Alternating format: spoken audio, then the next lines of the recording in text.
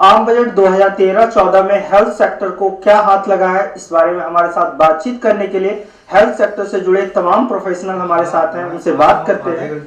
Sir, जिस प्रकार से इंडियन मेडिकल एसोसिएशन ने मांग की थी, सरकार को एक सुझाव दिया था कि हेल्थ की जो राशि है वो बढ़ा देनी चाहिए, तो क्या इस बजट में उस तरह की उम्मीदों पर सरकार खरी उतरी? मैडम शीला प्रसाद के साथ में हमारी इकोनॉमिक एडवाइजर के साथ में मीटिंग भी हुई थी। अनफॉर्चुनेटली वो मीटिंग 2 दिन पहले हुई।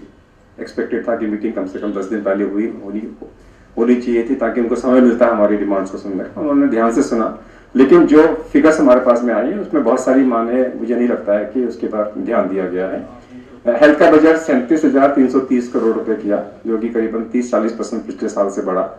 लेकिन हम लोग चाह रहे थे कि कम से कम 2 से 3% जीडीपी का होना चाहिए। हेल्थ का स्टेटस, इंफ्रास्ट्रक्चर स्टेटस देना चाहिए, जो अभी तक मेरे को नहीं लग रहा कि उन्होंने इसको अनाउंस किया है।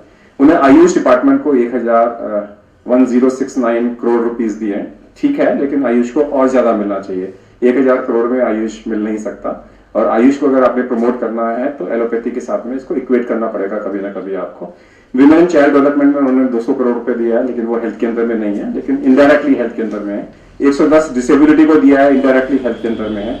एम्स जैसी इंस्टीट्यूशन के लिए इस साल उन्होंने 1650 करोड़ रुपया दिया और कहा है कि वो 6 मेडिकल कॉलेजेस नहीं निकल के आएंगे। वो अच्छा एक वेलकम स्टेप है। मेडिकल इंश्योरेंस, मेडिकल एजुकेशन के लिए और मेडिकल रिसर्च के लिए उन लोगों ने पैसा बनाया 4727 करोड़ रुपया। ये एक अच्छी चीज है जहां तक इसका सवाल है।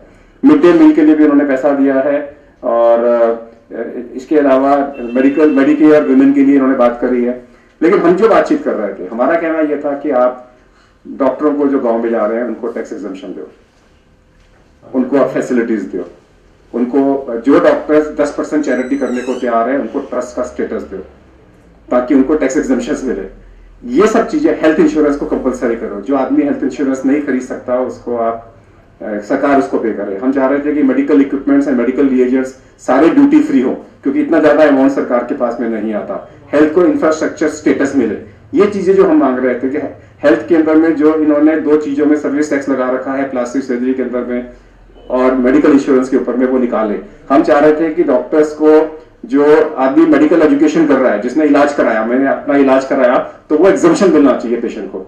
यानी कि अगर मेरा 1 लाख रुपया खर्चा है तो सीजीएचएस रेट पे वो एग्जम्पशन मिलना चाहिए।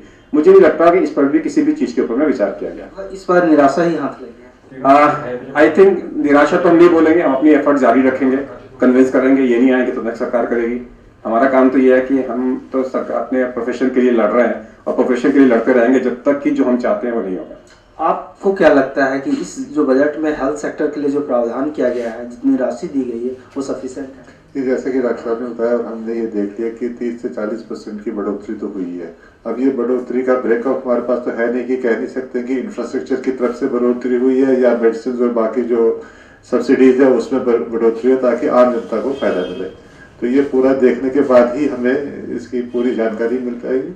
जहाँ तक आयुष का सवाल है, आयुष को 1000 करोड़ रुपया जो इन्होंने रखा हुआ है, वो भी इन एडिशन टू जो उनको पीछे मिलता है उसके है, या खाली 1000 करोड़ पे काम चलाना है? अगर 1000 पे ही काम चलाना है तब तो कम है, क्योंकि आधी जो हिंदुस्तान की जनता है रूरल एरिया में, वो आयुष ही यूज करती है। तो इस तरह आप क्या कहना चाहेंगे? मेरे हिसाब से ये एक आम बजट है। आम बजट के अंदर एक आम आदमी के बारे में सरकार को सोचना चाहिए था। आम आदमी के बारे में ज्यादा कुछ उनसे लिया नहीं गई है, लेकिन उनको दिया भी नहीं गया। तो आम आदमी के लिए सरकार ने जो है बहुत तह पे बैठ के नहीं सोचा है। तो इस तरह से सरकार सेहत और एजुकेशन की बात तो करती है, लेकिन सेहत की जो राशि दी गई है वो बहुत कम है। लेकिन हेल्थ सेक्टर के लोग लगातार प्रयास करते रहेंगे। कैमरामैन विद्याधर बारिक के साथ मनोहर केसरी, टोटल टीवी, दिल्ली।